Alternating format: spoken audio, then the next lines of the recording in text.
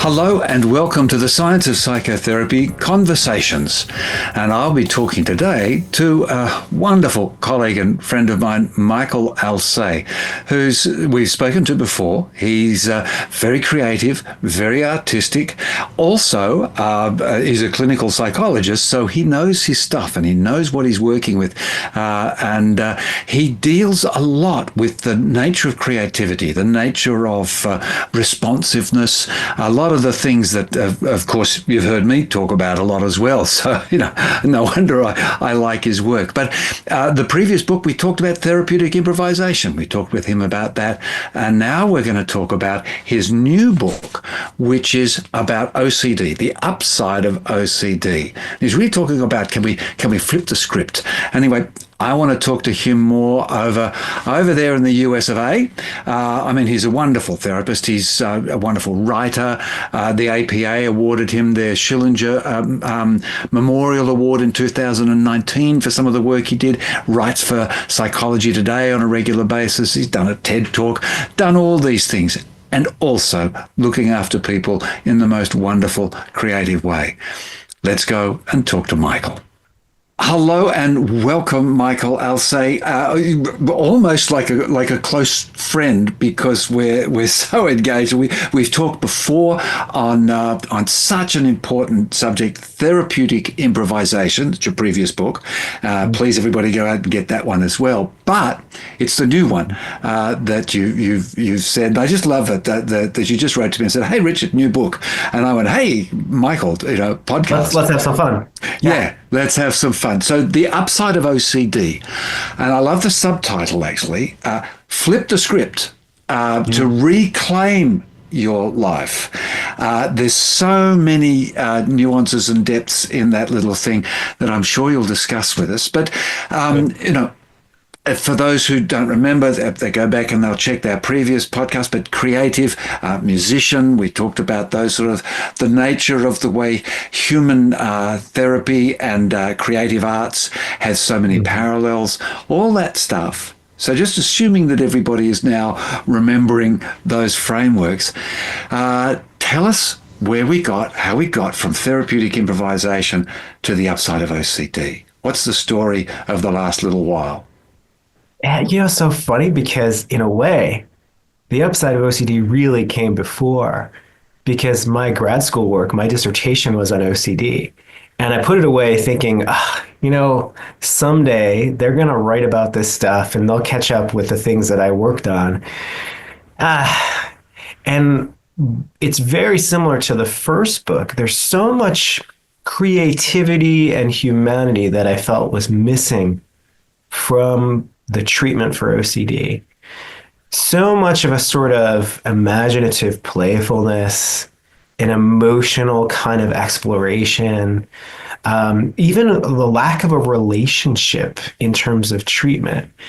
And so I realized when I did the first book about improvisation, how much of what we do as therapists is really moved by responding to our clients.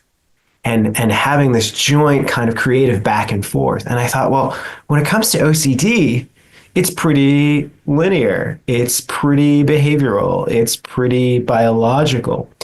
And as you see, if you read the book, it's not that I knock that. I think that's an important part. Like we always talk together about the importance of neurobiology, right? And yet I felt like there was something missing that maybe I could contribute. Yeah, no, that's really beautiful. And there is all these contributions. I mean, I talk a lot now about, everyone's talking about integration. And I'm saying, no, it's not integration, it's reintegration. What we did was, we quite rightly, we pulled things apart. We took the motor of stuff, we pulled it apart into all its bits. But what we've had the habit of is kind of fixing up a bit, but then putting a fence around it and giving it 3 letters and charging you $50 to use it. Instead of putting it back into the workings to improve the workings. And with OCD, it's that third letter, obsessive compulsive. Okay, there's things to say about that, but it's the third letter that's the one that always catches my eye. People stay with. Yeah. Yeah. Well, disorder. Yeah. It's a disorder. Like we have high functioning autistics and high functioning Right. schizophrenics and high functioning, meaning it's not a disorder. This word disorder is a part of the issue, because it's pretty judgmental. Yeah, and it's funny. I was thinking of a good analogy for it. I feel like when people talk about the disorder that is OCD, they focus on the grapes when they've gone rancid, rather than realizing that if you have a fermented wine, that's really rich. By the time it gets to the disorder, it's rancid. Mm. But I really think that there's some amazing like kind of fruit there that creates a really wonderful wine when you learn how to cultivate it. And so I thought, wow, like, because it's not the experience that I've had either struggling myself with it at times or even with the clients that I've worked with. They're extremely creative, imaginative, very feeling, very sensitive. And I thought the richness and the nuance of what I saw in front of me was not being captured. And you're right, I wanted to focus on the person, not so much the disorder. And like you said with the title to the flipping part, I wanted to flip how we think about OCD on its head. That what if we started from two different points? What if we started from the fact that maybe there's a particular sensibility or temperament that, when understood and supported and encouraged, can really flourish and blossom? And when it's not, it could degenerate and become the disorder. Yeah, it's this thing of qualities. I'm talking now. Qualities are kind of benign. Musicality, Yeah. having obsessions. They're kind of benign. It's where we take them. It's the energy we give them. And I know a lot of people have talked about that, but I'm just sort of joining that conversation. And Yeah. very much in that frame, you can take it down the rabbit hole and disaster, but it's that Completely. broaden and build thing that Barbara Fredrickson talked about. Yeah. How to expand it. And I'll just give you a quick story. I'd love you to Mhm. talk a personal story. Went to the Milton Erickson Foundation conference first time when I met Mm. Ernie. 9,000 people there, and so they had a basketball stadium where we had Mm. the sort of keynotes, and I went along there and I went up and I sat in this row and that seat, and I sat there, and that was great. Watched the thing, went off. Next session, went up, Mhm. looked for that seat. It was vacant. Sat in that seat. Cool.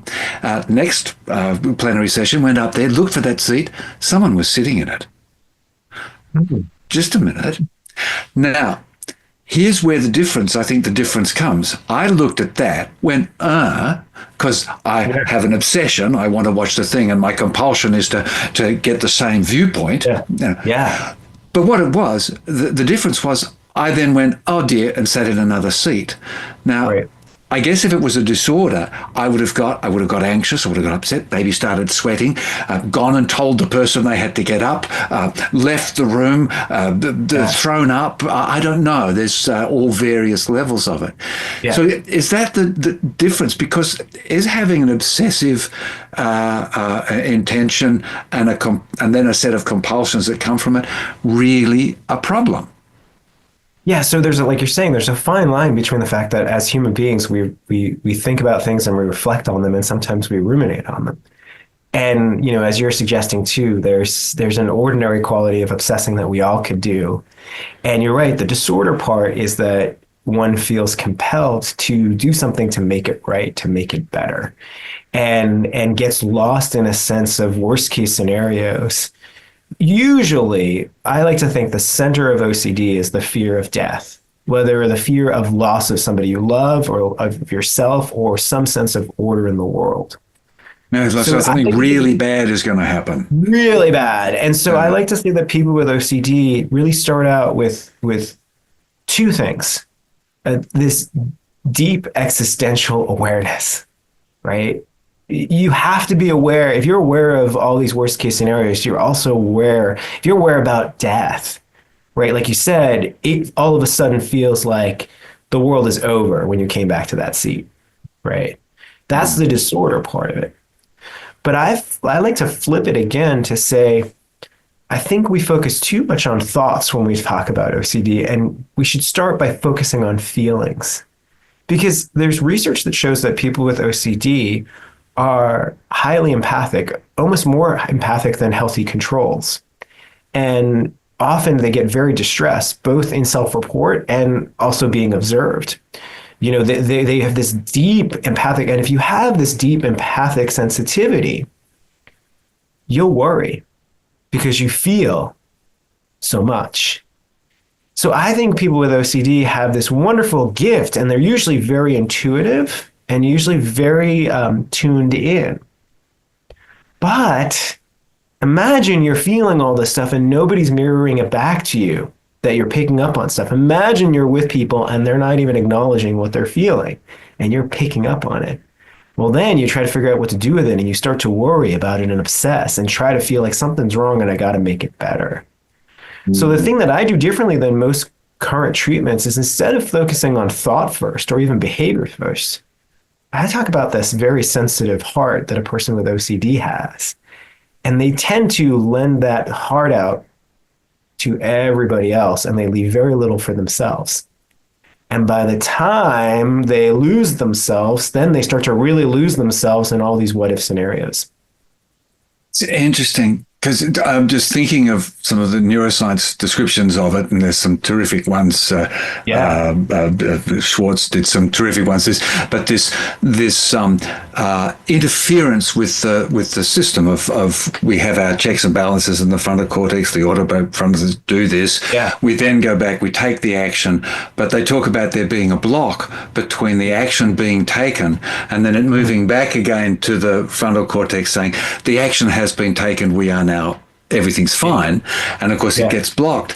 So there's this aspect of, so the sensitivity to feeling, but with that sensitivity to feeling, is that what leads to a heightened concern about this potential danger, which is one of the reasons for the blocks? I mean, Jeffrey Schwartz, he said, name it, shame it, blame it, and piss it off. Yeah. I think so. I'm in the minority on this, right? This is why I chose to write this book, because I wanted to see if also it could open up the field to explore these things a little bit more. Right. Because a lot of the current treatment on OCD says, like, don't get too bogged down in what the meaning of thing is, right? What the meaning is, right? Don't look at the content of obsessions. Really, you want to desensitize to these things and know that you're going to get through the anxiety. It's almost like try to be like a normal person is the treatment, right? In other words, like you said, don't let it bother you. But I think that people with OCD are tuned differently. It's like a good musician is able to hear a lot more and notice more. But you wouldn't say, yeah, that perfect pitch, you don't need that, right? Like, and so I think one of the things that we miss in looking at this is looking at how to get more curious about the sort of interesting sort of messages that are sometimes found that you could decode with an OCD. It seems like they're just harassing you, torturing you, right? And like trauma, often trauma is both a protector and a persecutor. And the way that I view OCD is that there's an imbalance in trying to figure out how to empathize with the self as well as others, and a deep fear of being aware not only of death, but of the fragility of life, right? In other words, people with OCD are very, very sensitive creatures. Like, if you would look at highly sensitive people, right, I would say that OCD is like a variant of being a highly sensitive person, right? But it's highly sensitive in being emotionally tuned in, existentially aware, right? And you become then highly sensitized to the thing to to this obsessive, this compulsive action. Yeah. I was thinking of the film with Jack Nicholson, As good As as it Good as It gets. Gets, where I can, and you can see this high sensitivity, this great concern about thing, but then he became totally insensitive to other things. Like Yeah. all his sensitivity was used up in making sure his world was safe, and that's interesting because I'm just thinking I could look at an OCD person and say sensitive. No, they're not. Look at them; they don't care about this. They're inconsiderate about Right. that, and so we get a misreading, we get an imbalanced reading of a human's. Yeah, and you know what the other Yeah, thing is, the irony of it, and As Good as It Gets was an interesting creature because it was almost a combination of OCD and the personality disorder. It was very yeah, blurred in terms of how they did it. But I think you make your point is important here, that when somebody's in a spiral of their OCD, they might seem self-absorbed because they're terrified. And so my take is a person with OCD needs support with having a healthier sense of self that they can trust and tap into, and also see some of the strengths and gifts and powers within this unique sensibility, and not take that their range for granted. And so I think you're right that the irony is that the person who seems to be so selfless becomes so selfish. But that's ironically because I think people with OCD, what is their biggest fear? About being a bad person, about being immoral, about being, unclean and pure. All these things that load towards not being good, mm, and often being selfish. So I jokingly say that people with OCD need to learn how to be a little bit more bold and brash, and also need to learn how to be a kind of healthy rebel, and learn how to take on that wild side while they have this very moral side. And I jokingly say it's like hard to be wild, to be mischievous and moral at the same time. yeah, yeah. There's a balance. There's a learning that takes wisdom, possibly, and experience. But for me, when you say curiosity, of course, I've done a lot of work in that, and I immediately go, oh yes, that's the pathway. That's Yes. the jolt out of it. But just Yeah. for those who are thinking that, because often we just think of curiosity of this investigative sort of Yes. framework, whereas I know you're Yeah. thinking of it more of like an opening, like just opening to what other things are possible. Talk Yeah. a So little it's, bit it's about the nature of that. Yeah. yeah. I mean, it's brilliant that you said that because it's more associative. It's more Mm. dreamlike and metaphorical. It's sort of like what Ian McGilchrist talks about, like in the right brain, that kind of modality is important. And Robert Frost, the great American poet, said, "Those who are not well versed in the metaphor are not safe to be let loose in the world." And Wow. I just love that. right, Yeah. Yeah. The literal and the meta. Ooh, yeah, boy, little, that's a and that's a so that's a story for today, isn't it? Yeah. so when I look at OCD treatment, it's very good at being literal. It's not very good right now at being metaphorical.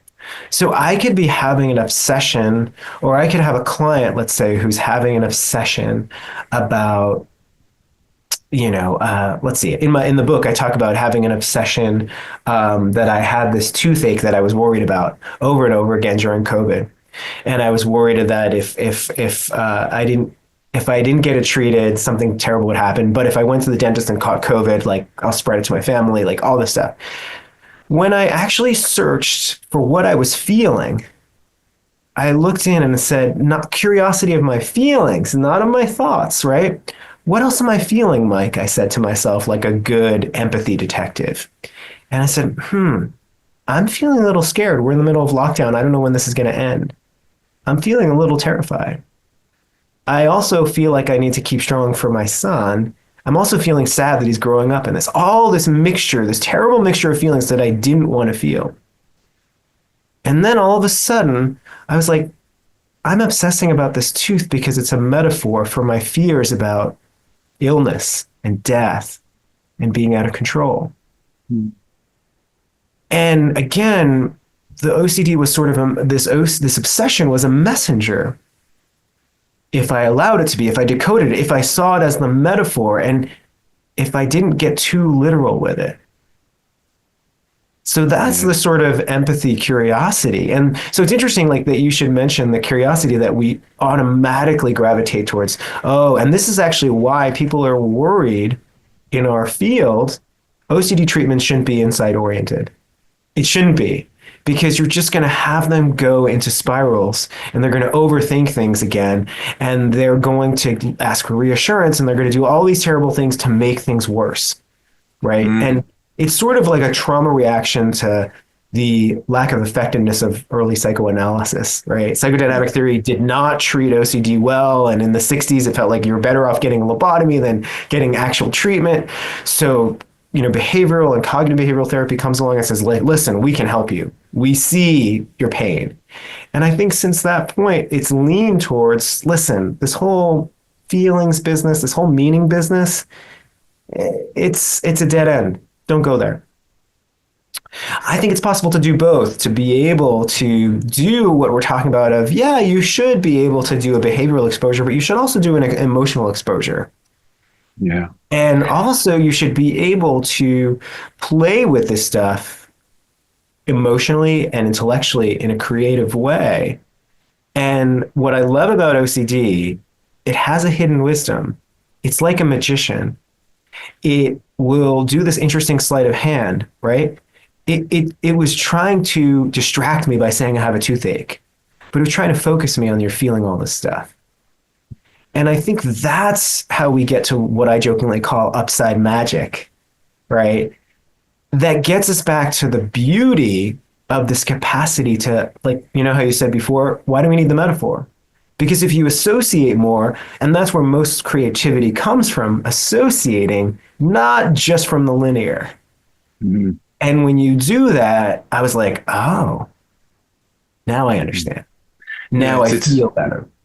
Yes, that thing you're saying, that it's the message, it's the red flag, it's Yes. the system. And I often, when trying to describe people, and they say, oh, but surely OCD is this and surely it's OCD. I said, you get this regular message during the day, which you don't get distressed about, you just take actions on. But it's really blunt, and it's really uninformative, other than just to stimulate you to go and do something. And it's called I'm hungry. And it's over the top. Like you said, it's over the top, and it's usually what it does is it's extremely negative. And I say one of the other tricks is taking the negative and transforming it into the nuance. So when I can say, oh my God, this terrible negative thing that I feel like I could have a toothache and die, or I can get COVID and die, or you name it, was all the negative. But when I went to the nuance, what else am I feeling? And the trick is to also look at the mixture of feelings, the ambivalence. And I could feel this, I could think that, and I can think that's the nuance. And nuance is a wonderful thing I talk about in the book. Nuance, the word, comes from nuage, cloud, which is lovely because if you think about it, it's perfect. Clouds have dimension, but you could say something's cloudy and you can't see through it. It's a paradox, right? Yes, going back to the film, he's doing this and he's really nasty, and so this is a life sort of expression. I'm just sort of seeing the parallels. Helen Hunt's character, the waitress, she there confronts him and says, "You're a mean, do you not see what you're doing?" And of course they go through, and then of course the other character, the gay character, is the sensitive example. And so there's a great sort of place to go and look. And you've given an example of yourself just looking at the toothache. I'm just wondering if there's another sort of another example or another story about, or if there's any particular one that you've got about someone who finally came to grips, got to a better grip of this situation. Have you got a sort of a case example or something of that sort? Yeah. So it's interesting that these things, it's almost like you have to get to know the particular mythology of the person that you're working with, and that's why I think like therapy for OCD can be really fun. Because it's not like dream analysis where you're getting some formulaic, oh, if you see this, that means that. right? And so what's neat is the myriad ways in which this could come out is like you never believe it. And it's always so. For example, one of my clients, for example, he always found himself as an actor playing the perp, the bad guy, like the one who you didn't think did it but did it. And in his actual waking life, nicest, sweetest guy. And one of the things that was interesting is that he really did obsess about being a jerk. Like he really obsessed about, was he thoughtful enough? Was he sensitive enough? And I jokingly told him, I think your psyche wants you to give you some room and permission to get to know this side of yourself. And I told him, I want you to be an asshole, but you don't have to really be an asshole. Right. And so there's something of, again, it will come out in this seemingly disconnected way. And obsessions usually are complete exaggerations, right? So the person who is like, wouldn't harm a fly worries that they're going to be a psychopath, right? Or the person who is completely and utterly devoted to their significant other is worried that maybe they're not really interested in them. But it's almost like dreams, like what Carl Jung would say about dreams. The unconscious tries to show you another view by giving you an exaggerated picture of something else. And the nuance comes in holding those together, both the literal and the metaphorical. And by being able to process that more, not only do the obsessions disappear, they become more human. Oh, it's understandable that it's not easy to be assertive without feeling too aggressive. I still want to be the good guy, but how do I like take that on in a way that fits for me? Right. So all of this, again, these intricate ways of trying to carry these big feelings, because people with OCD, they have like a Shakespearean range of feeling. They feel it all. And so they're aware of all, like a good actor, they can feel all of the different shadings of what a character could be. And sometimes it's overwhelming to say, I could never be that. The fact that you can tap into it doesn't mean that you're going to be it. In fact, ironically, usually if you can reflect on that, you're not the killer, right? A psychopath doesn't reflect on, am I a psychopath, right? Right. Yeah. But the fact that you could have so much range comes along with that sensitivity. And so again, coming back to saying, wait, this isn't a problem. This doesn't start as a problem. It starts as a capacity. And when it's misunderstood and not reflected back in a form that can be understood, oh, I must be really terrible because after I felt really good, there was another side of me that felt really bad or feel really angry. Yes, and it's been reduced to a particular sort of behavior. Everything's been funneled into that. And phobias can sometimes have that sort of framework. I remember a client years ago had a phobia of bridges, couldn't get across a bridge, things. And as we looked through it, she wanted me to help her resolve the phobia. But as we talked, I found all these, there was a sort of a page full of all these other issues that she was she needed to deal with that she wasn't dealing with because she didn't have to, because her problem had been all amassed into this one bridge phobia. And I said, I have a feeling that if I do something to help you get over your bridge phobia, you're going to fall apart, because then you'll have nothing. Yeah, you'll have to face all these other demons. So what we did was we then started facing all those other demons, and one by one we whittled away, and the bridge phobia ceased to be necessary. Well, that's right. So that's what I think you're doing. You're making this stuff, you're getting the message so that the symptom becomes obsolete.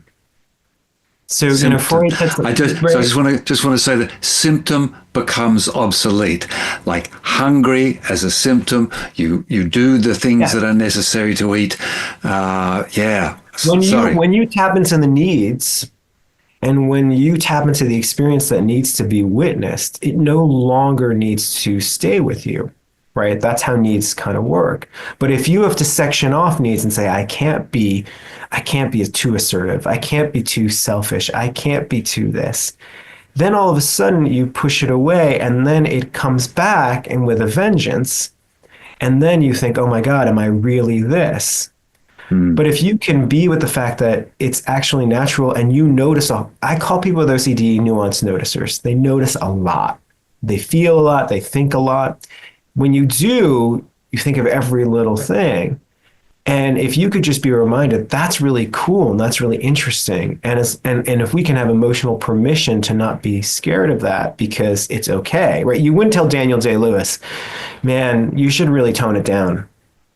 Like you should, you'd be like, my God, what a gift to be able to explore and embody such range. That's amazing, right?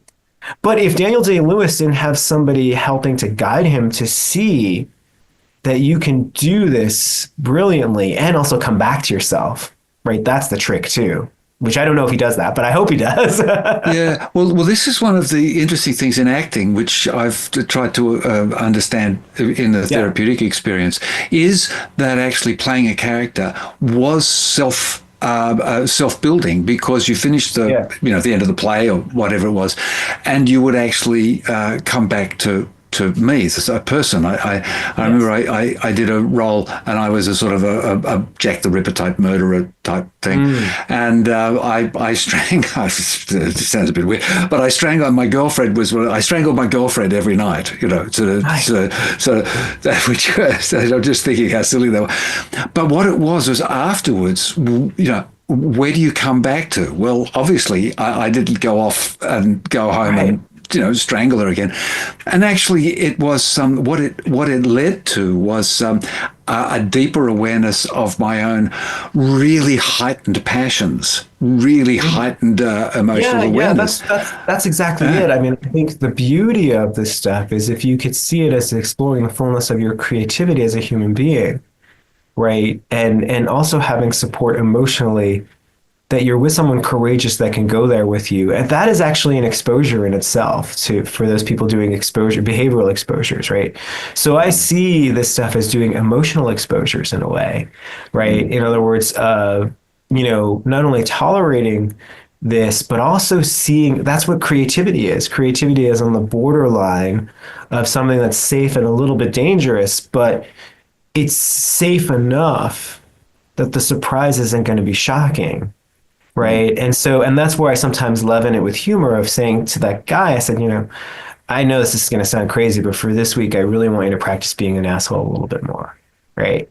But don't worry, you're not going to be a certifiable asshole. Right. And I played with him to say, and even in the session would notice a moment where even I had a client earlier today and she was really, really, she's very thoughtful.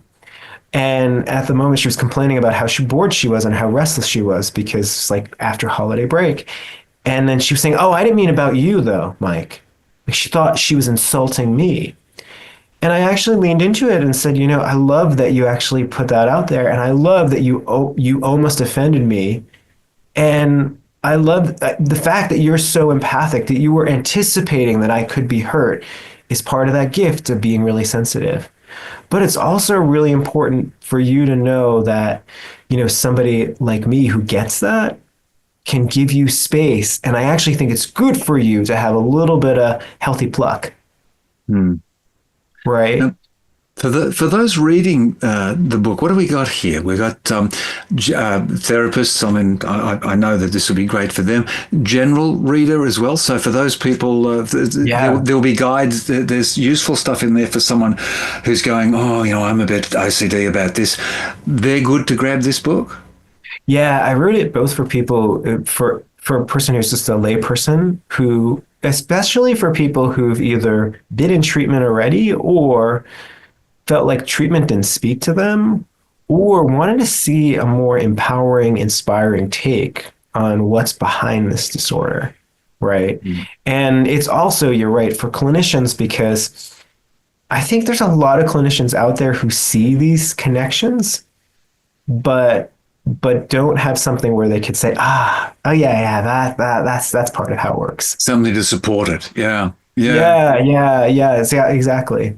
Because you wonder sometimes, one can lose one obsession and certainly one behavioral pattern. Right. But if you haven't resolved the management of your sensitivities, then it may pop up elsewhere, as we see with phobias. Sometimes you get rid of one phobia and Completely. something else comes Well, up. but you know what's interesting about it too, if you think about it, I mean, I like to think of this as having a wonderful spark, a very strong spark that starts early. And imagine having these wonderful sparks of feeling and imagination. But imagine then if you didn't have anybody to help you learn how to contain that in a fireplace or to kind of make sure that it was harnessed, it would burn your house down. And usually when people come for treatment, it's their house is burning down and metaphorically, and they just want to salvage something, right? And they only see it as a destructive force. But I think if we rewind and get at what these sparks are and learn how to not only contain them but to express them effectively. People with OCD are extremely creative. Like I write in the book about Charles Darwin had OCD tendencies. This roving, brilliant mind, extremely empathic.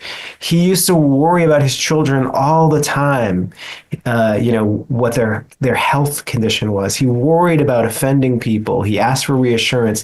Was concerned about being too arrogant. Even in his book, when he was sketching out the kind of evolutionary tree of life, on the bottom of it, he wrote, "I think."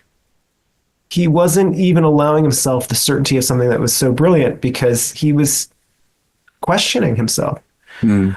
Mm. And you have other people that I write about in the book, musicians like Jack Antonoff or Camila Cabello, or author John Green, or actress Mara Wilson. These people actually have a lot of nuance and complexity. And we don't hear the story of that aspect. We hear that they had OCD and they got treatment and they got better. But I think, like you said, it's not just the disorder part. I think there's a sensibility part that contributes to these people being so imaginative, so deeply feeling, and that they have something to offer the world, especially right now. Because I think right now in our world, we have a hard time staying with nuance. We have a hard time staying with complexity, staying with things can be good and bad, you can be good and bad, we can be a mixture, we can figure this out together and find the nuance together. And I think that looking at, for me, writing this book was writing about OCD and trying to champion people with OCD a bit more, to empower them, to inspire them. But the other thing was to also champion the humanity that we're capable of, right? And what I love about Darwin, think about it, he was extremely concerned about death. What does he do? He goes and study how life goes on. Yeah. I mean, to me, that's just, and there's other stories that Darwin was most admiring of the human capacity to be kind to one another. And I think that part of the story is often missing, not only in OCD, but in our culture. And I think that's the humanity piece that and the responsiveness piece that we've talked about with being a good therapist means being responsive to the nuanced moment, an ever-changing moment, and finding a way to, as Winnicott would say, discover and make something together. Yeah.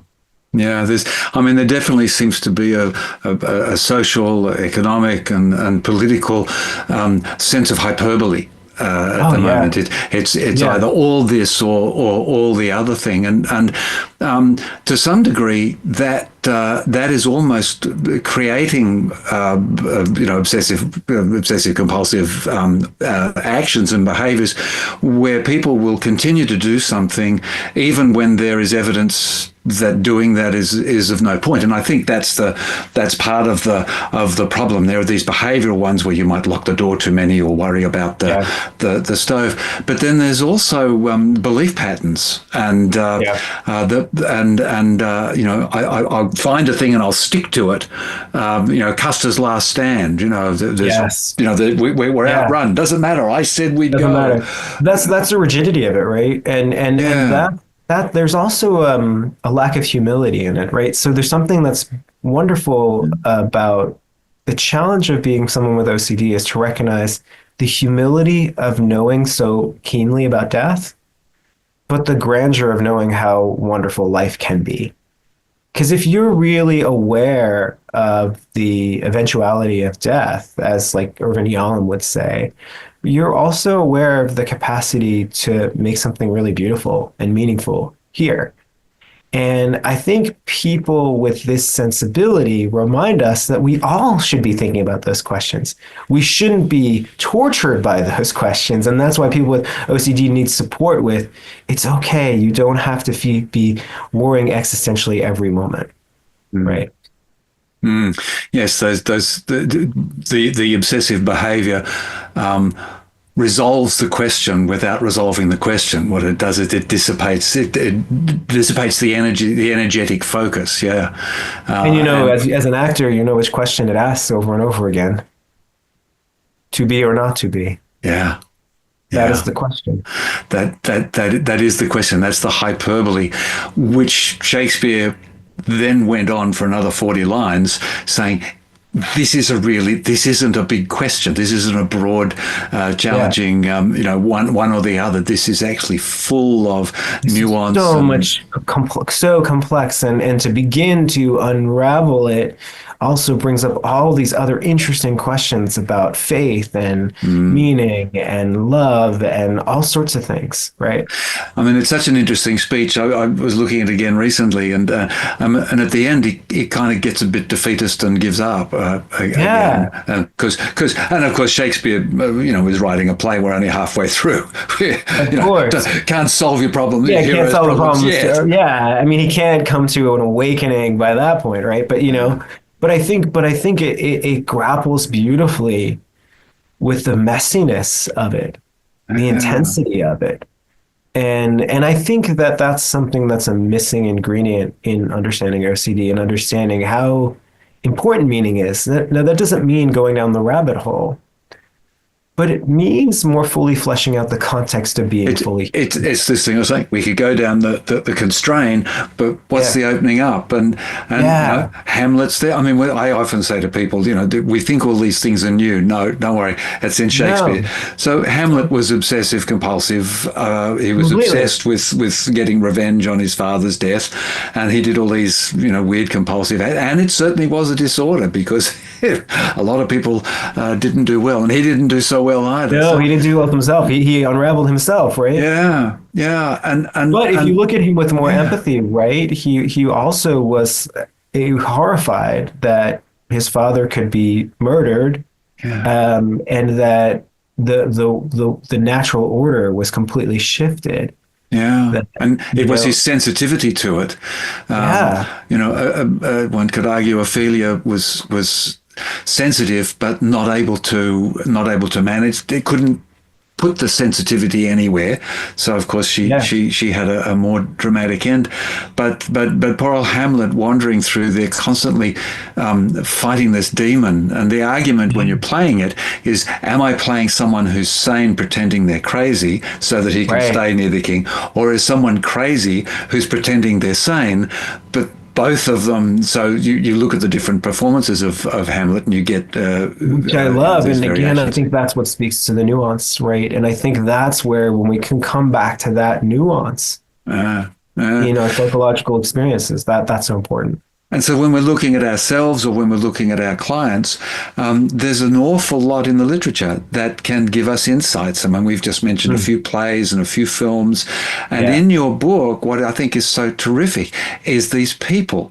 And we can go in and we can actually then have an investigation if we're wondering about a particular client, or if we're wondering ourselves, look for some parallels between one of these characters that you present. I tried to make sure that there were lots of different kinds of varieties of OCD and different interesting characters, cinematographers, engineer, all different people from different walks of life. Even a therapist with OCD, shifting things up, and actually, showcasing some exercises after each chapter that you can put into practice learning how to tap into your feelings, tap into the healthy nuance and your imagination. The other thing that we didn't talk about much about is that for people with OCD is actually one of the things they need is cultivating better boundaries, healthier boundaries, where they have enough space for themselves because they over worry about others and they get blurry. And so oftentimes obsessions do the dirty work of creating those boundaries. Yeah. And if we can get the message, we can create those boundaries more intentionally. Yeah, and not boundaries that aren't boundaries that send us down the rabbit hole, but boundaries that we're able to create with and open up with, and curiosity is the frame of mind that is certainly going to allow you to do that, and that is one of the great difficulties with a lot of therapy is that it's hard to be curious when you have this oppression of the fact that there's something wrong with you and you're broken, and rather than going, oh, that's interesting, I'm not disordered, I'm disrupted. Well, that's where the metaphor helps, because the metaphor helps you play with it and tinker how it's a little like this and a little like that. It's very much, it allows you to get into feeling and thought in a much more integrated way.